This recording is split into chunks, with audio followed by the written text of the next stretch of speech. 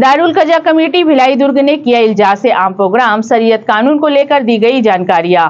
मुस्लिम परिवारों के बीच हुए विवादों को सुलझाने का काम करती है यह कमेटी।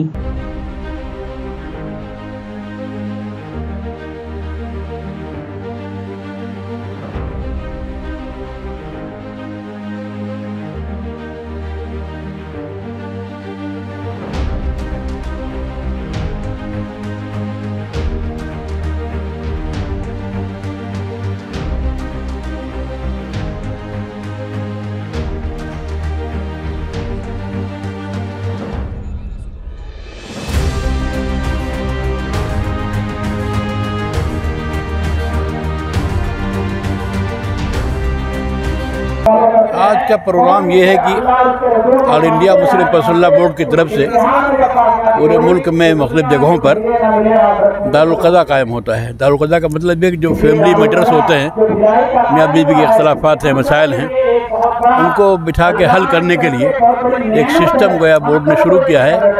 वो काफ़ी ज़माने से चल रहा है।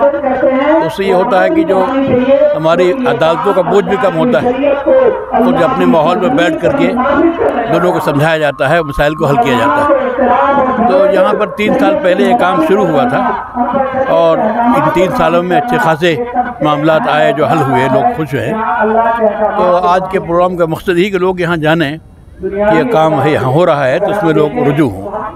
तो बुनियादी बात यही है कि जो फैमिली मैटर्स हमारे होते हैं, निकाह के, तलाक के, इस तरह के मसाइल के, वो विरासत के, वो अपने माहौल में आपस में बैठ करके और बातचीत करके उलमा और मुफ्तियान की निगरानी में उसका हल तलाश किया जाता है। तो ये काम अल्हम्दुलिल्लाह चल रहा है और तकरीबन मुल्क में मुख्तलिफ जगहों पर, मुख्तलिफ सूबों में काम चल रहा है। यहाँ भी आपके यहाँ इस सूबे के अंदर 3 जगह भी कायम हुआ है और भी इंशाअल्लाह कायम होगा और इससे बहुत मदद मिलती है। बहुत हमारे यहाँ तो लखनऊ से मैं आया हूँ, लखनऊ में कोर्ट भी भेजती है। जो मामला जाते हैं वहाँ तो अगर मुसलमान मियाँ बीवी कहते हैं भाई तुम जाओ पहले वह मसला हल करके आओ, हम इसको ओके कर देंगे। तो ऐसे बहुत से मामला थाने वाले भेजते हैं, तो उनके यहाँ मामला जाते हैं तो वो मामला को भेजते हैं कि भाई वहाँ जाके अपने मसाइल को अपने माहौल में हल करो। तो इसी अंदाज़ की एक कोशिश है अल्हम्दुलिल्लाह पूरे मुल्क की सतह पर।